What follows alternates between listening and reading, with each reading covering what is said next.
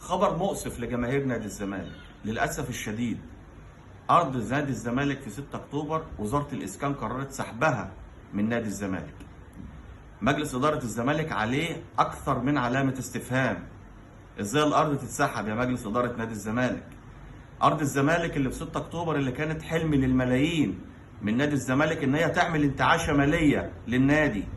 الأرض دي المفروض كان يتبنى عليها استاد اللي هو حلم للملايين، ويبقى استاد نادي الزمالك. استاد نادي الزمالك 1911 انشاء نادي الزمالك، كان انشاء استاد نادي الزمالك في 6 اكتوبر.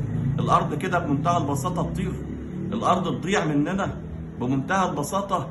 للاسف الشديد اداره غير موفقه في التعامل مع نادي الزمالك، اداره غير امينه على اداره شؤون نادي الزمالك ومقلدات الامور في نادي الزمالك. انا بناشد وزارة الإسكان وبناشد الحكومة المصرية إعادة النظر مرة تانية في مسألة سحب أرض الزمالك في 6 أكتوبر، مش عشان خاطر الإدارة اللي أهملت في الحفاظ عليها، لا، عشان خاطر الملايين من جماهير نادي الزمالك اللي كل حلمهم يشوفوا استاد لنادي الزمالك ويشوفوا فرع جديد لنادي الزمالك.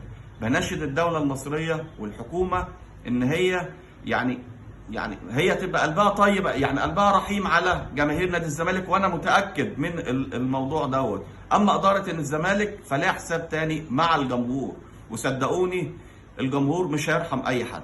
شكرا.